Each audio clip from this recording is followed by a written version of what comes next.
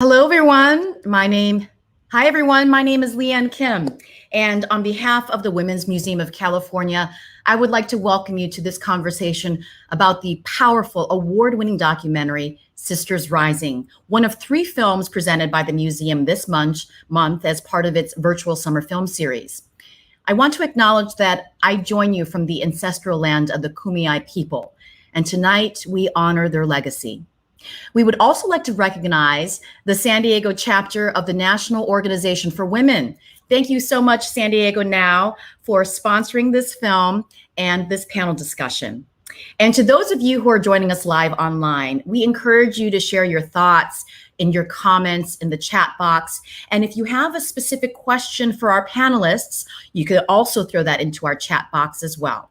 Now it's time to introduce our 3 guests. First, I'd like to welcome Willow O'Ferrell. She is an award-winning director, producer, cinematographer, triple threat. Willow is a member of New Day Films, the longest-running distribution cooperative for independent documentary filmmakers in the U.S. And she joins us live from her home in Vermont, where it is 9:30 at night. Willow, thank you so much for being here with us. Good to see you. So good to see you, Leanne. Thank you for having me. It's a pleasure. We love your film, and I'm so looking forward to this conversation. Next, we have Lisa Bruner. She is one of the main subjects of the film. Lisa is a member of the White Earth Ojibwe Nation and is Wolf Clan. Lisa has worked in domestic violence and the sexual assault field for over 20 years. And currently she is the director of the Cultural Department and director of Community Extension Service Department and faculty at White Earth Tribal and Community College. And she joins us live from Minnesota. Lisa, it's so good to see you. Excited that you can join us as well. Leanne Kim for the, okay. I can hear you. Okay, sorry. But miigwech for the invitation and just very honored and pleased to be here. Thank you. Oh, thank you so much. And our third guest is Wendy Schlater, Vice-Chairwoman for the La Jolla Band of Luiseño Indians, Board Director for the National Indigenous Women's Resource Center, Program Director for her tribe's Avelica program, which also serves domestic violence and sexual assault victims. And she actively participates on the National Congress of American Indians Violence Against Native Women's Task Force.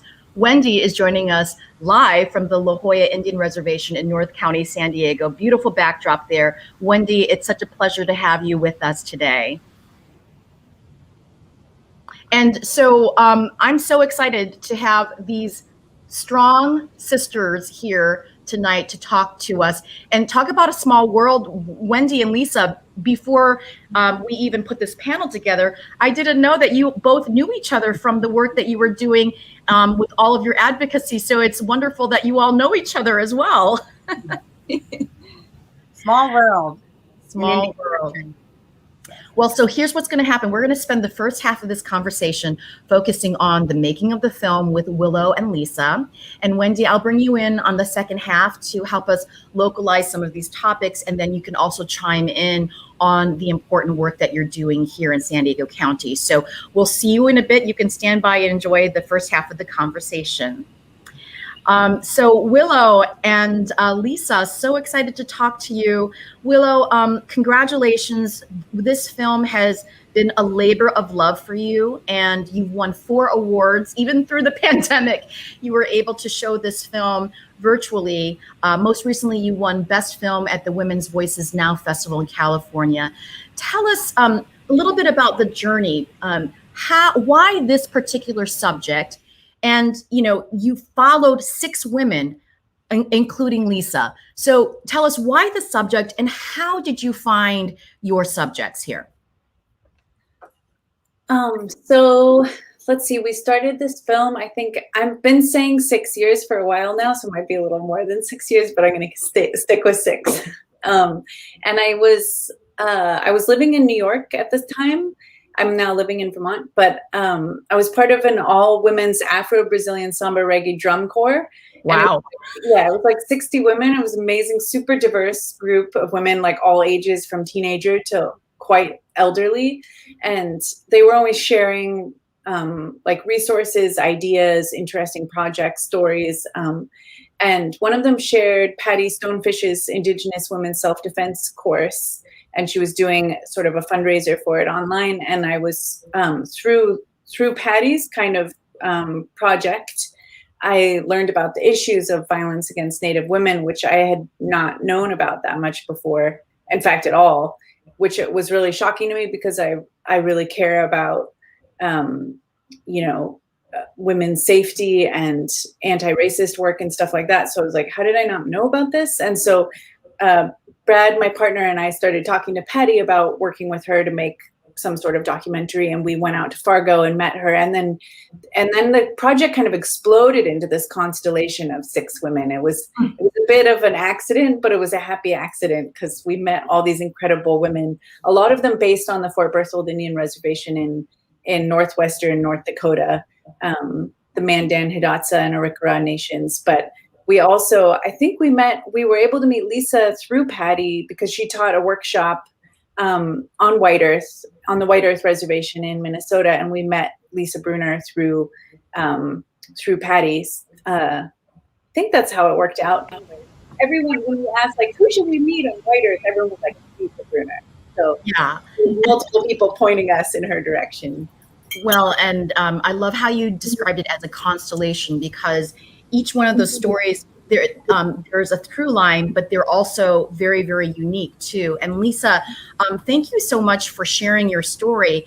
What are your thoughts of being invited to participate in this film? Because you shared some very, very personal stories, including how your advocacy began at the tender age of 4 after watching your mom be brutally attacked by your stepfather.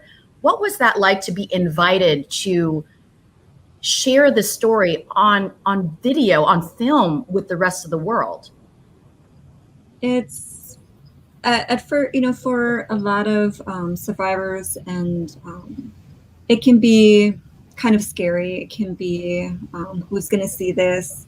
I'm worried about what's going to happen in our community if they see this, or more so within my family if they see this. So at first you kind of have that hesitation of should I be telling my story? There are others that have far worse maybe stories. Those types of things all kind of come to the forefront, but then my advocacy kicks in, and so it's important that we tell our stories, because in truth there's power, and in words, when we breathe life into those words, there's power. And so it's always a healing moment, and to be able to share and be able to tell these particular stories.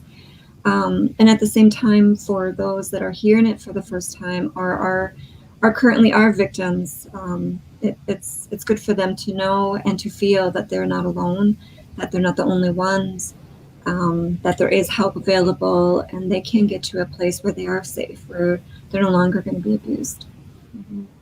Willow, as you were doing this, shooting this film, Laureline, and I'm sure even with Lisa and the other subjects in the film, they talked about how storytelling is an important part of Native American culture and how important it is for them to say it out loud. And Laureline, we caught her in the moment actually saying things for the first time ever. And we're literally on camera watching the layers of the onion being peeled in front of our very eyes. What was that like for you as a director? It was really powerful. It was really overwhelming for me. I mean, I remember, I think, so that interview with Laureline, I think it was 4 hours or maybe even longer. And remember Brad and I, so we were staying, anyways, Fort Berthold Reservation is very, very large. And we would drive like over an hour to find Laureline on one end of the reservation, which was separate from where we were staying. And it was a long trek. And I remember we were driving back, through the plains after, just crying, processing as we're driving away from that interview.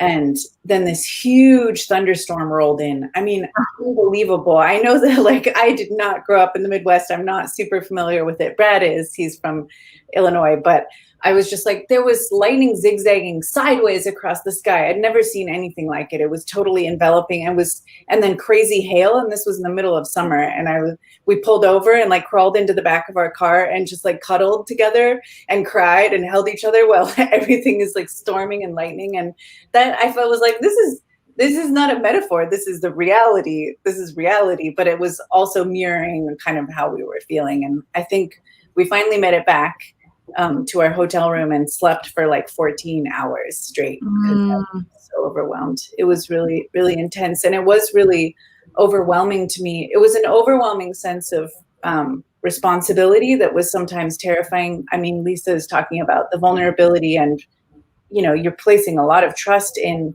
someone when you tell them your story. And I knew that the women in Sisters Rising were placing enormous trust in me, and that made me scared because I was like, what if I don't do right, you know, by these stories? And especially hearing from Laureline when she said some of these things I've never said out loud, I was just like, oh my God, it felt like a heavy burden, you know. I wanted to do right.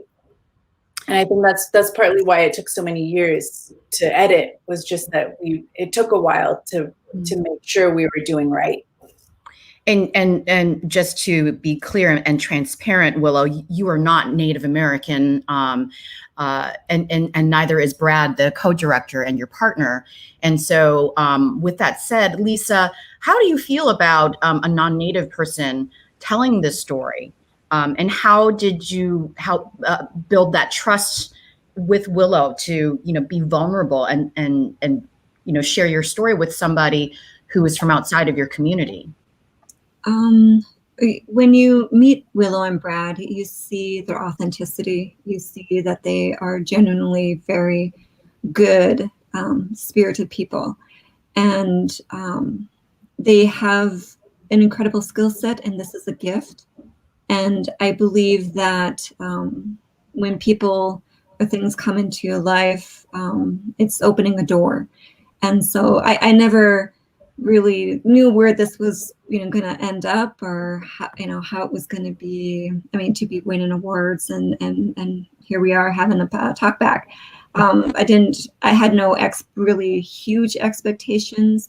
My only hope and goal was that it would be used in an educational purpose to be able to help raise the awareness, right? Because you know, prior to this, you shared, Leanne, you didn't know, and how Willow and Brad did not know, and how important and illuminating that is, because we're invisible here on our own lands. As Native people, we're invisible. And so I really appreciate and adore and love both Willow and Brad, because they did do right by the film, and because it was with a good heart and a good mind that they did that. And they always made sure they asked questions, you know, just making sure that they were doing right by it. So it sounds like it was a real collaborative process that they brought you all along, and over 6 years, that's a long time to collaborate on something. Ultimately, Lisa, what were your thoughts on the final product? Because, you know, squeezing in 6 stories in 60 minutes, that's a lot of editing that they had to do on their end. How do you feel with the final product that you saw? I could duck out so Lisa can really speak her mind.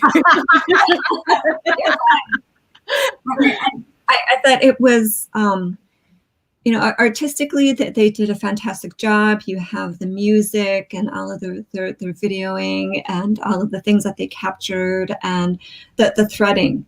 I think that's the most key and most critical part of any type of documentary, especially in something like this, is threading, and tying and weaving those stories together in a very good way. So that it became, you know, creates this strong basket, right? And so that's what they did. That's how I see it. I feel that way too. I mean, Willow, do you feel like 60 minutes was enough time? Is there going to be like a part 2, part 3? I'm sure you have hundreds of hours of content after 6 years of working on this film.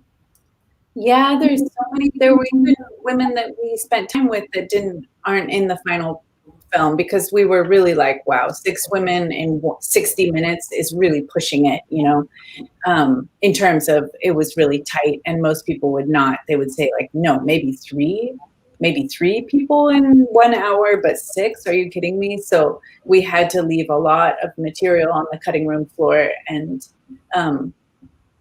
yeah, looking back, you know, it's always funny looking in the rear view mirror. You can say whatever you want, but I would say that if I had had more time and more funding and stuff, maybe I think we would have loved to make a 2-hour maybe festival cut and then do the 1 hour PBS cut, because it could have, I think my main critique of the film is that I wish it had a little more breathing space, you know, and a little bit more time to hang out with all 6 women in the film, having time with their family and doing more, you know, like Lisa rollerblading was just like, I was like, yeah, we are going to fit that in the film. I don't care how far off it is from our topic. Like, it's going in there, you know, more moments of joy, just giving people a little bit more breathing room, which we did the best we could within 1 hour. But if we had expanded it to 2 hours, I think it would have had a little bit more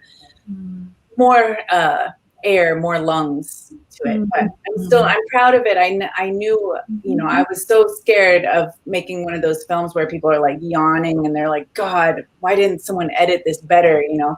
So we edited it very tightly because we didn't want any second to be, you know, fluff.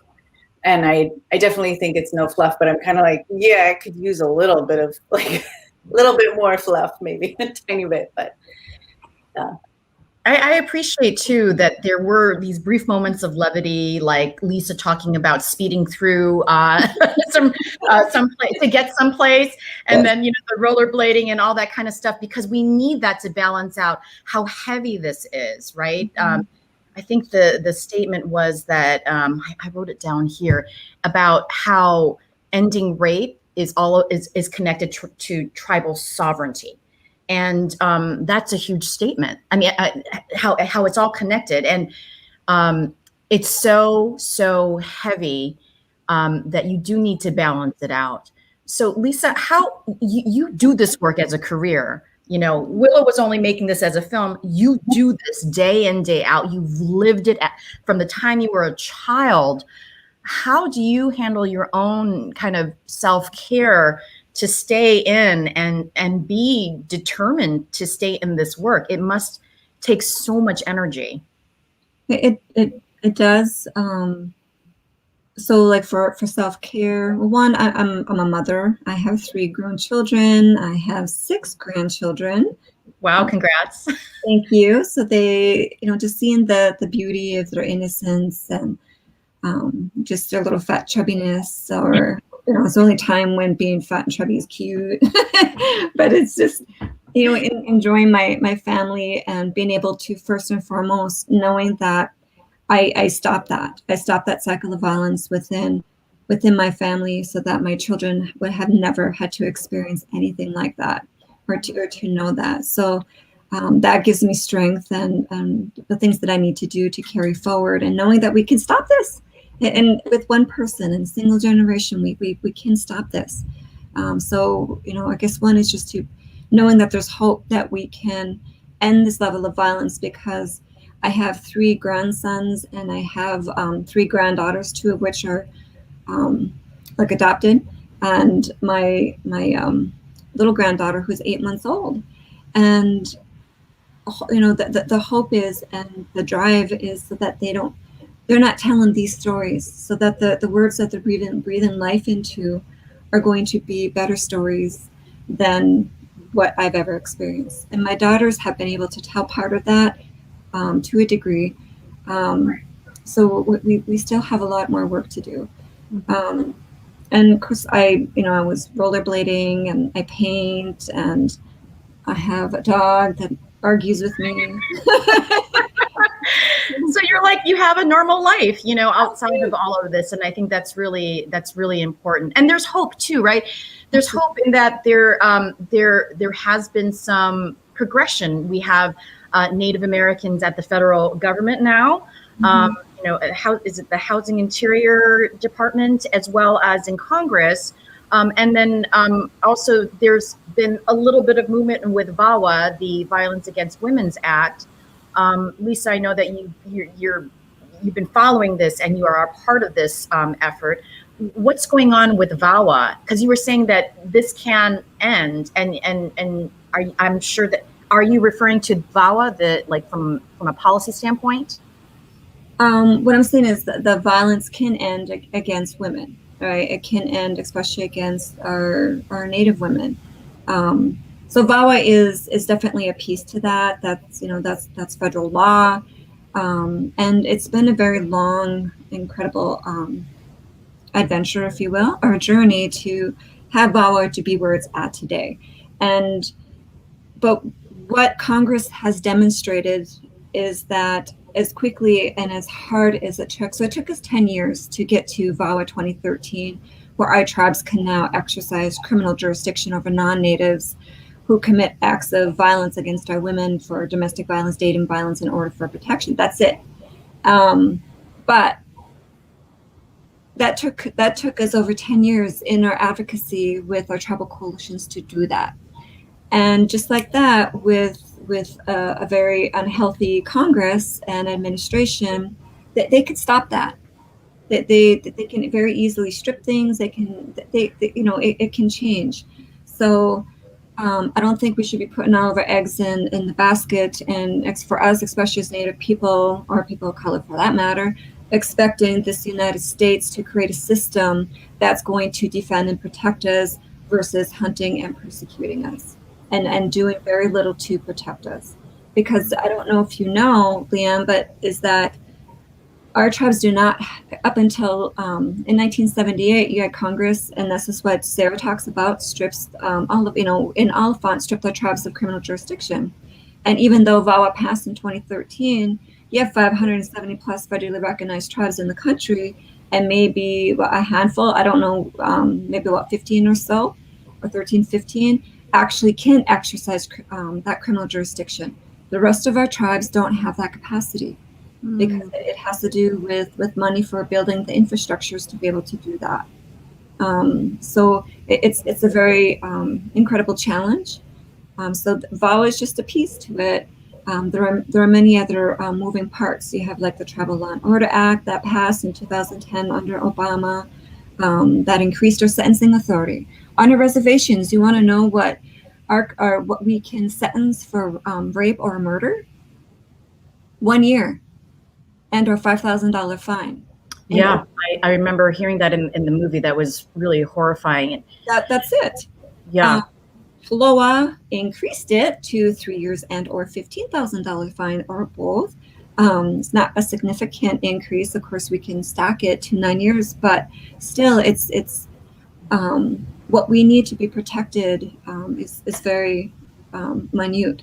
Because I was actually in another play called Sliver of a Full Moon, and it got its title for me because I was asked, what does VAWA mean to you? So this is, on the crux of VAWA passing in 2013, and I was at the Native American Smithsonian in DC, and I happened to look out the window, and it was this big, beautiful moon just low, and I said, it's just a sliver of a full moon of what we need to be protected. And so we can't depend on this government to protect us. We've been waiting for over 500 years. Right. So, but you're absolutely right, and thank you for pointing that out. I think, another step is through this movie, right, which is such a unique movie. I was kind of Googling like films about Native American women, and there just aren't that many out there, if any at all. So, I mean, Willow, you and Lisa are part of something that is a very important part of raising awareness, right, and a collective consciousness that needs to happen for change to occur, right? I don't know, did you know that you were doing this, Willow, as you were making this film? How important it was, because this is not something artistically that has been made before. Yeah, I guess I didn't think about that so much. I'm sort of hung up on the whole sliver of a full moon idea right now, thinking about what Lisa said that's another thing I think about Sisters Rising sometimes is like we really wanted to focus on actionable change so that people would watch the film and then feel like they could take some concrete steps towards making positive change. And so we did kind of do this little plug near the end of, you know, tribal sovereignty is necessary to end rape of Native women, and which Sarah Deer says so beautifully. But I also feel like there's so many other things, like the rest of the full moon that Lisa's talking about, that is important, like, you know, rooting out racism and sexism sort of at its root is really, really important. And that's not only white culture, but it's also in every community in the United States has racism and sexism steeped into it at this point, you know? And so there is so much work that needs to be done, and it can't just be reduced to jurisdictional issues or federal change, though that is very important. But sometimes I wonder if we should have stressed more other ways in which we can address this issue aside from just legislative change. Well, you only had 60 minutes, Willow. You can't do it all, right? You keep trying to compliment me, and I'm like, well, actually, I'm going to complain about I would have, could have, but you know, I think that you had a very specific focus in this particular film, and women who are connected to that focus, and not just, you know, these 6 women, but as you mentioned in those, you know, statistics at the very beginning of the film, this issue touches almost every Native American woman in this country, right? And certainly these topics are also very relevant to us here in San Diego County. I want to bring in Wendy to join us in this conversation. You know, San Diego County has more Indian reservations than any other county in the United States. And Wendy, you have also been working for many years. You've dedicated your life towards service in protecting and uplifting Native American people here in San Diego County. I wanted to get your reaction to the film and your biggest takeaways from Sisters Rising. Yeah, thank you, Leanne. And thank you, Willow and Lisa, for sharing your work and your story with us, in particular, Lisa, and the other women as well. A special shout out to the Haskell girls out in Kansas, because I know there's a group of young Native American girls watching this podcast as we speak. I know. So, Kim, Leanne, I would like to just take us through a brief timeline of our movement, right?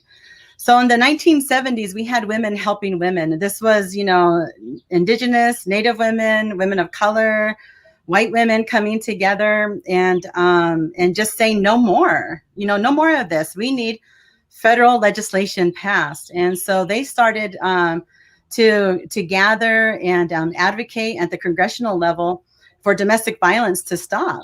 And in the 1980s, we see our first federal legislation in 1984, I believe, with the FIPS office, the Family Violence Prevention Services Act. And what that did was it actually started to provide resources for shelter services, safe houses, and educational services as well. But in 1974, the state of California adopted its first domestic violence law, but it was only after a lawsuit, a 1972 lawsuit of a wrongful death of a woman who kept calling law enforcement for protection from her abusive husband. And so in 1974, we see California passed its first domestic violence law, but it was only for folks that were married. So it didn't cover, intimate partner violence or dating violence or any other scenario there. And then in the 1990s, we see the passage of VAWA in 1994 with Bill Clinton's administration and Joe Biden, our current president, sponsoring and authoring that legislation to go through. So from 1994, then you start to see the states really address domestic violence, sexual assault, stalking. dating violence, and human trafficking is not even really on the radar yet at that time in 1994. So if you think about like about that history of United States becoming a nation in 1776, expanding itself across, America, Turtle Island, and then, California joined a statehood in 1850. It's just like, where this country's priorities are in protecting its women and children. It's very low on the scale. And so it took a group of women from all different backgrounds to come together in the 1970s and lead that movement. And since then, we've been having landmark legislative successes and getting more appropriations, more laws passed. But with that same breath, Native country hasn't been able to be carried with that, right? Mm-hmm. And so not until 2005 that the Native women came together, our Indigenous sisters came together and advocated for the Safety for Native Women's Act in VAWA, which included tribal-specific resources for tribal governments to now start providing the education, the awareness, create laws, have access to tribal law enforcement dollars to develop their own law enforcement on their reservations. But it was still restricted, right? It was still restricted. So that's why these films that Willow and Lisa and the other sisters have created, and Mary Catherine Nagel with Sliver of a Full Moon, these stories that are put together to tell our legacy of resistance against this type of violence. Because when you really look into domestic violence and you see non-natives put these history lines together, it's tracked all the way from Europe and across the oceans and came over here. It's not to say that our people were perfect. We're not, we're far from, but there were harsh consequences within our community that there was very little of that. But, today, as reading a report from the VAWA toolkit that, I hope everyone downloads.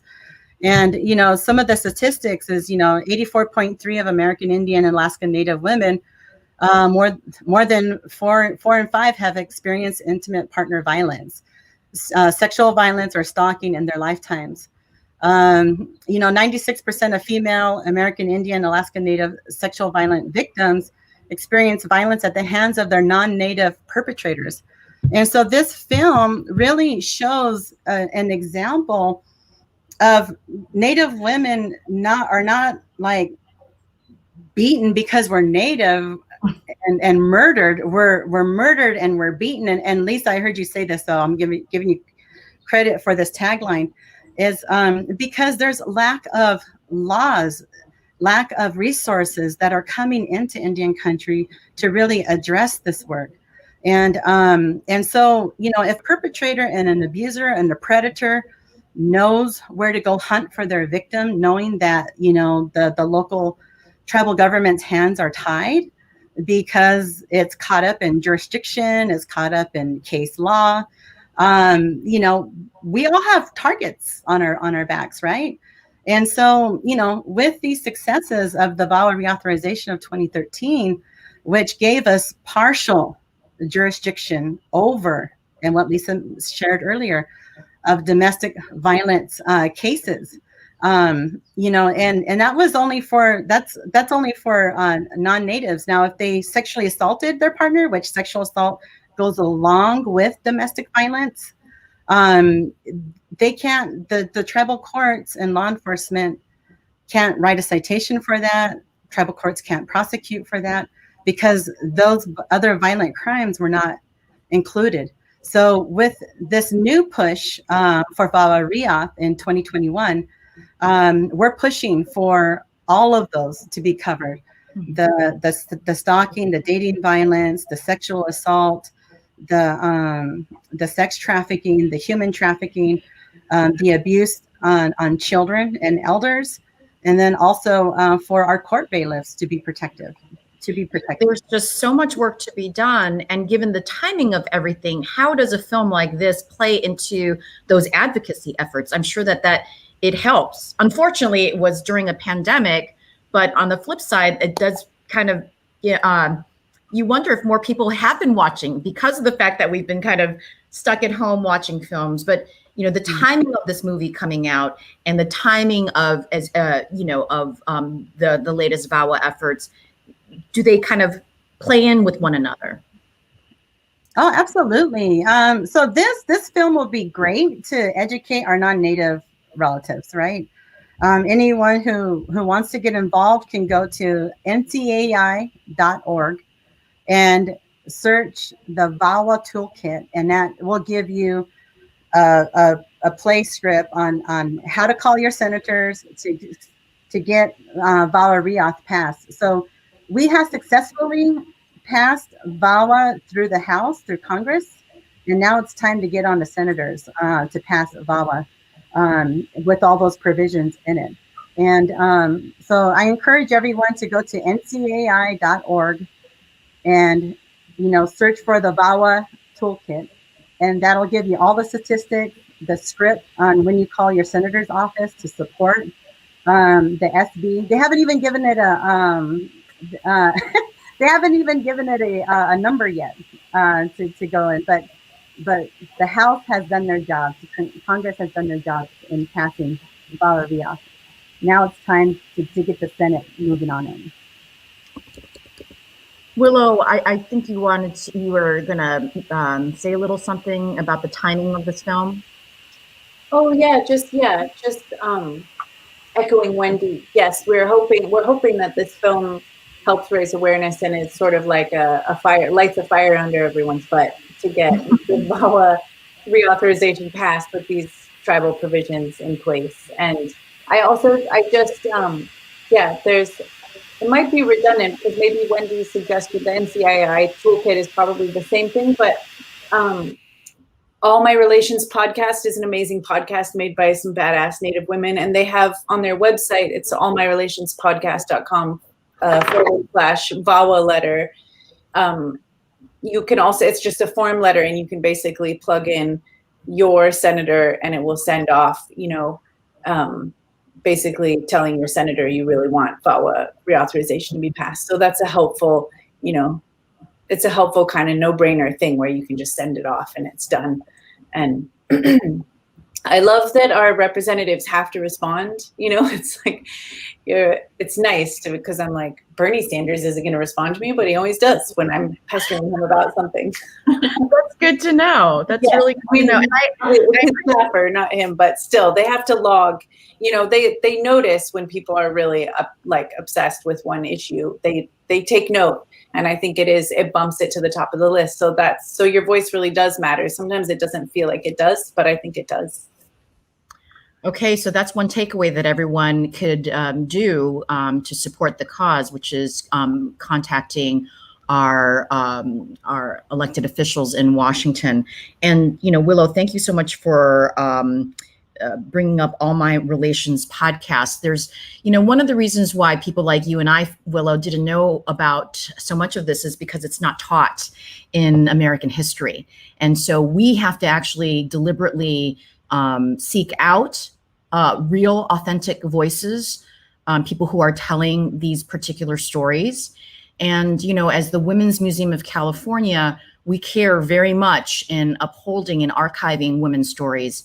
I wanted to ask, the panelists here about, there's been a long history of negative relations between the Native American people and traditional museums.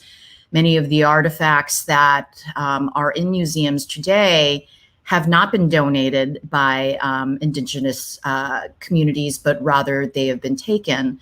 So for those who are supporters of the Women's Museum, I just wanted to throw it out there. How can we as a community, as a society, do a better job in honoring Native American history, experiences, and doing a better job in archiving it in a way that is respectful? So I just will throw that out to anyone, Lisa or Wendy, Willow. Lisa, you mind if I go first? Okay. So basically, the Smithsonian Museum out in DC, that I think that went live, I think in 2003 or 2005, really did a good job in collecting those artifacts within other museums and repatriating them back to the tribes that they belong to and giving those back. And so when you see a display in the Smithsonian, the Smithsonian invites the tribe to come out and create their own wall to tell Oh, their that's wonderful. and so the Museum of Man, and I want to say in the last 5 years, has been doing a great job in following that example here in San Diego in Balboa Park, and repatriating bones and baskets and tools that we use to grind our acorns and take care of our village sites with, repatriating those back to the tribes as well. And so I think if any museum up and coming is work with the community and be respectful, and don't have a collection, have the collection come to you, and work with the community and on how that display and how they're going to tell their story. It sounds so simple, doesn't it? It sounds like such a simple solution. Just invite those who you're trying to archive to be part of the process, or just don't do it, right? Lisa, do you have thoughts on that? Oh, just the same thing. Is just making sure if there are artifacts or things that need to be repatriated back to the tribes, don't make it a lengthy process. And listen to the tribes, and just like what Wendy says, invite the tribes to come and tell their own stories. We know our own stories. We don't need other people to tell our stories for us. Just to be respectful and mindful, and to bring us back in the light that we're not stuck in we're not antiquated like the movies and sometimes things make us, right? We have actors, and we have Deb Haaland, who is, with Department of Interior, right? How powerful is that? First ever. So we have doctors and lawyers and tribal chairs. So we have amazing people, and just to bring us into the current century, in a positive way. So I think that would be great. I think one of the stories that I'm really going to take away from this film is the concept of counting coup, right? Because, this whole film is about ending violence against women, and counting coup is about holding our enemy accountable without physical harm. Mm-hmm. There's something, very profound in that thought. And I just wanted to, ask you to expand on counting coup. And is this something, Lisa, that is just something that is special in your particular tribe, or is this something that is relatable across all Native American culture? I can't speak for all Native American cultures, but I know that counting coup resonates with other tribes. The importance of showing that they can get that close, that they can touch them without harming them. It's about their stealth and their skill sets and their capabilities. I think it's and without really doing anything to hurt them, but putting them on notice, right, that they could. So we're not the only ones with that with the counting coup concept or practice. And trust me, it takes a lot of personal control, restraint, critical thinking, and skill to be able to do that. So for me, that day, sharing that story, knowing that all of that rage, and this is what I had intended to do, to be able to critically think and realize that the ramifications would have impacted my mother, and obviously I ended up in jail, but so it's really important to have an understanding of we can take down our enemies without really having to touch them, and we can hold them accountable.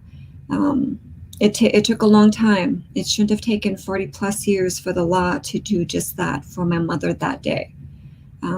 40 plus years of beatings, that's not acceptable. That's not okay. So we have a long ways to go, but by no means do I not support. Obviously I do. I've been doing the work for advocacy for VAWA for many, many years for us to get our tribal Title IX in 2005, and then all the way up to the subsequent 2013. It's necessary, but we as a society really need to start examining ourselves and how we're treating each other, and how we so easily can trespass Mother Earth. And when we can trespass Mother Earth and do the things to her that we do, we're putting pipelines in her, we're digging her up, and we're blowing her up, and we're poisoning her. And when we can do that to her, it's so easy then to do that to women, all women, not just us as Native women. So we have a lot to,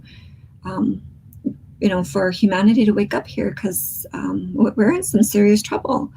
And it's like even right now, our tribe is fighting Enbridge with Pipeline 3. And they just went and took millions of gallons of water in a severe drought from our lake that grows our sacred food, our wild rice. If we can't defend our land, how do we defend us? Right? That's where that sovereignty is. If we can defend our land, we can defend our people. We can defend our people, we can defend our land. But you can't do one without the other. So, and then the other thing I just want to kind of bring to light, especially when we're trying to address the issues of murdered and missing Indigenous women. 2016 statistics showed that 5,716 Native women had gone missing and are murdered. And this is kind of ties into my last statement in the film about being put on the endangered species list, is because, at the time we were less than 1% of the total US population. And so when our women who give birth to our nations and our future generations are being wiped out, that's a substantial amount from our people, from our tribes, because each tribe has different populations. Some have a couple 100,000, some only have a couple thousand, a couple 100,000 to that. So it can be really detrimental to our future generations. And so we're seeing, the boarding school era is not new to us. What the United States did to here with the churches that participated in these boarding schools. We're seeing residential schools up in Canada. The same thing happened there. It was to kill the Indian and save the man. This is where child abuse was taught, child sex abuse, all of these things that were occurring, and to strip us of our language, our culture, identity, us, right? And now they're finding all of these unmarked graves in some of these residential schools up in Canada. Right now it's like 300 and some just in 2. And so the United States has yet to atone for what they've done. They can say sorry all they want, but they have not been held accountable for what they did to our ancestors. I'm sure, Wendy, you are, but I'm a granddaughter of my grandmother and grandfather who were in that boarding school. And so, and all of the children that didn't make it home.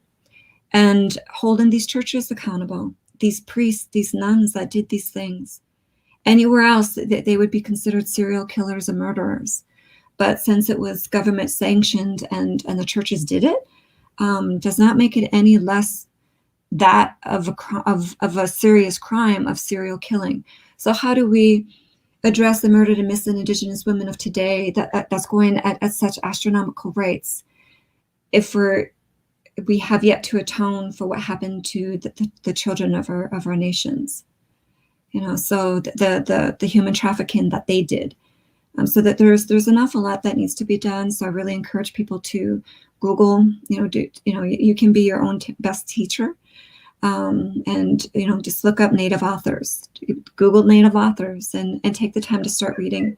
Look up what the boarding school era is. Look up the residential schools. The same thing happened to the Indigenous people of Australia, happened in New Zealand.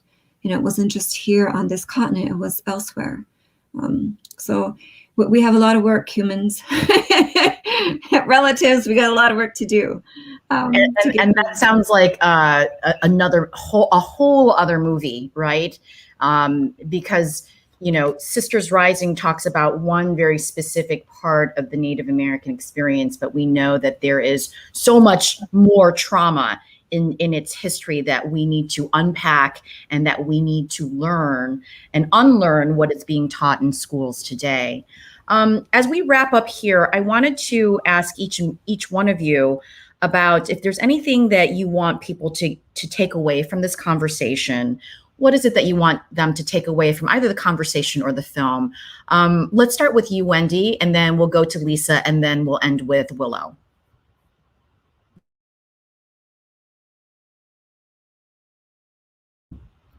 Wendy, I think you are muted. There you go. Okay. So for those of you that are watching and may have been triggered or are reminded of trauma, whether ancestral trauma or current trauma, I put in strongheartshelpline.org. You can call this hotline 24/7 and reach out to somebody and talk with them and get a real live counselor there, or you can chat with them on text. So Strong Hearts Helpline. What I would like for folks to take away from this time that we've spent together in the film is that violence against Native women, violence against women and children in general is a pandemic that we have not come out of yet. And we all need to band together and make sure that we get this next VAWA reauth passed through the Senate with all of its provisions in there, because there are some strong immigrant provisions in there. There's strong LGBTQ. There's strong child protection provisions in there, and there's strong Native American Indian country provisions in there. And we cannot accept anything less. Let me put it that way, from our leaders, from our national leaders. And you know, and be a good relative, because it is as simple as respecting one another and not using our hands or our words or our privilege to hurt one another, right? And you know, the solution is really simple, as Lisa mentioned earlier. That was evident in VAWA reauth of 2013. And so I'll pass it on to Lisa. Thank you. Yes, I definitely echo Wendy. Make sure you do some self-care, do things that help you in a good way, because it is heavy for people who may have never even heard it, and especially for those who are survivors or having to be triggered by it. And so I guess the other takeaway would be,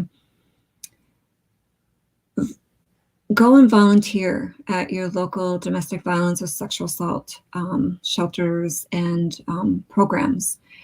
They most certainly can use the help.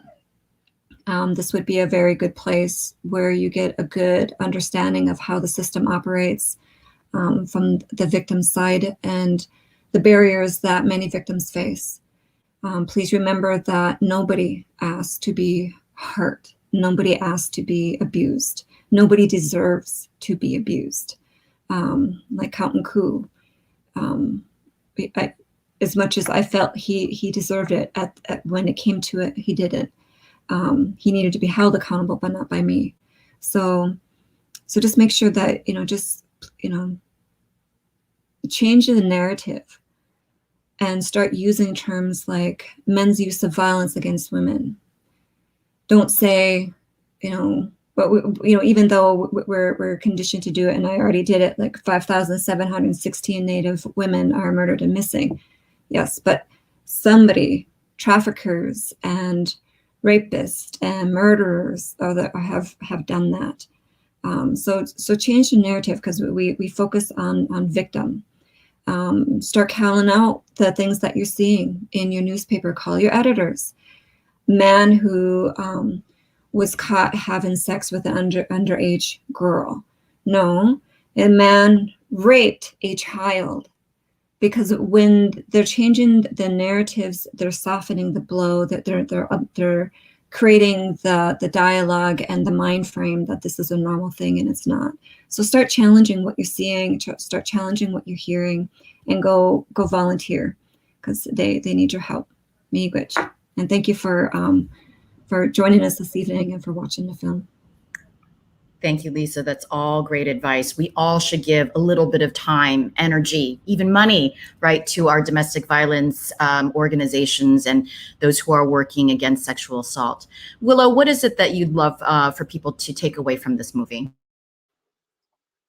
Yeah, I think most of it has been said, but echoing, I think, what both Wendy and Lisa have said is just furthering education, like rooting out racism in each of ourselves, I think is a lifetime of work, and reading Native authors, especially Native women, has been essential for me on my journey to making Sisters Rising, and it's been really eye-opening. And this, I'm always plugging Sarah Deer's book because it was like our holy grail book while we were making the film. And actually it goes back to, so Sarah Deer, who was in the film, if you've seen the film, then you know who she is. And this was her book that was published kind of in the middle of us making the film. But she actually talks about what Wendy was talking about, how tribes they treated the crime of rape very, very differently than the settler colonialists did coming from Europe, because in Europe, rape was treated as a crime against whoever owned the woman, so a woman's father or husband, it was a crime against him because she was essentially his property. And that mindset, which is so deeply sexist, was sort of exported from Europe when the settlers came to the US. And from what Sarah Deer's scholarship shows is that Native tribes had a very, very different attitude towards men and women.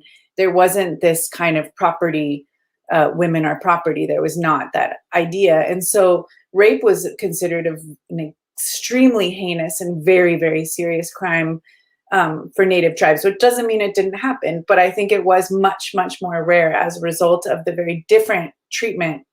And Sarah Deer even talks about a Muskogee Creek law. She's Muskogee Creek herself, called What She Say It Be Law, which is essentially if a woman was raped, she would be put in the center of the decision-making process, and she would decide whether the rapist was to be, physically punished, or would he deliver firewood to her for the rest of her life, or how many horses, or how the idea is very restorative justice, which is an Indigenous way of approaching justice, which is how can we restore the victim to her previous stature? How can we repair this harm? Both of the person who was harmed and the whole community, because rape really is a crime that tears apart an individual, but also her family and her whole community.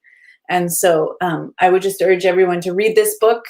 It's actually really, really accessible.